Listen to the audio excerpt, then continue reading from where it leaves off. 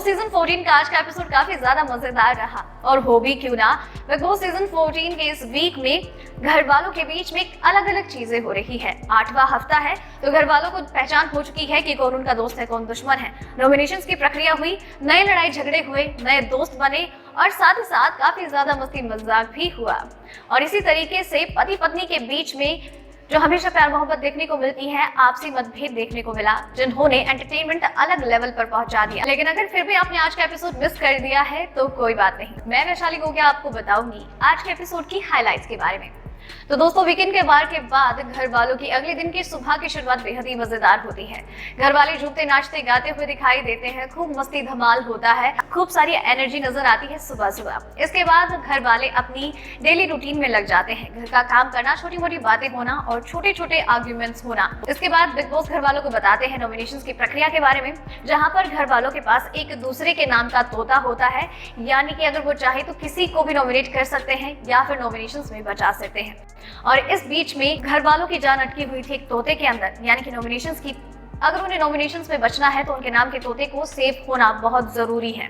और इस तरीके से इस टास्क में घर वाले एक दूसरे के साथ प्यार भरी बातें करते हुए नजर आए, उन्हें एक दूसरे के लिए मनाते हुए दिखाई दिए, अलायंसेस बनाते हुए दिखाई दिए।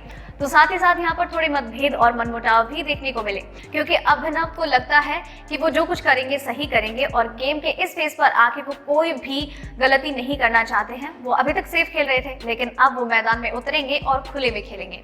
लेकिन रुबीना को इस बात से होता है एतराज। वो कहती हैं कि अगर तुम बच रहे हो तो तुम्हें दिक्कत क्या है, सेफ रहो ना, जरूरी नहीं है कि गड्ढा खोदो और उसमें खुद ही गिर जाओ।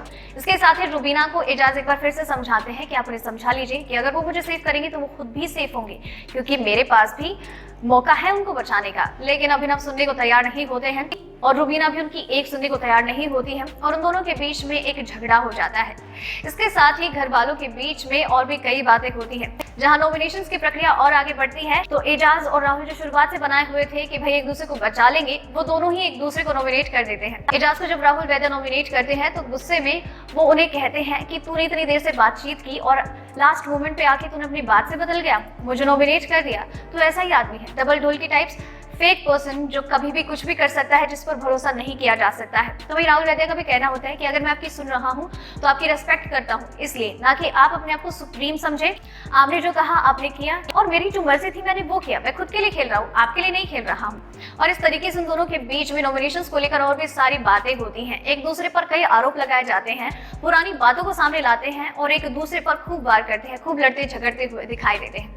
इसी के साथ ही नॉमिनेशंस की प्रक्रिया आगे बढ़ती है। कविता कौशिक की भी बारी आती है और कविता कौशिक जब बात करना शुरू करती हैं तो शुरुआत करती हैं अली गोनी से। और अली गोनी जैसे ही अपना नाम सुनते हैं उनकी हंसी निकल आती है और फिर वो धीरे धीरे कविता की हर एक बात को पकड़कर मजाक बनाते हुए नजर आते हैं। और कविता एकदम शांत मन से अपनी बातें कह रही होती है, हिंदी शब्दों का इस्तेमाल करते हुए। और बाहर दूसरी तरफ रुबीना दिलायक भी इन सब चीजों से थोड़ी इरिटेट हो जाती है। बाकी कंटेंटर्स भी थोड़े फ्रस्ट्रेट हो जाते हैं, कहते हुए नजर आते हैं कि बिग बॉस बस ना, प्लीज अब तो बहुत ज्यादा हो गया, चैनल चेंज कर दो, टीवी ही बंद कर दो। वो लिविंग एरिया छोड़कर जाने को तैयार होते हैं, कुछ घर वाले तो निकल भी जाते हैं। और इन सब सिचुएशन से अनजान कविता कौशिक को बाहर ये सारे सदस्य मिलकर मॉक कर रहे होते हैं। तो दोस्तों, ये थी आज के एपिसोड की हाइलाइट्स। उम्मीद करती हूँ आपको पसंद आई होगी और आपके लिए इसी तरीके से हर रोज हर एक एपिसोड की हाइलाइट्स, बाकी दूसरी खबरें और अपडेट्स लेकर आते रहेंगे। आप बस चैनल के साथ बने रहिए। धन्यवाद।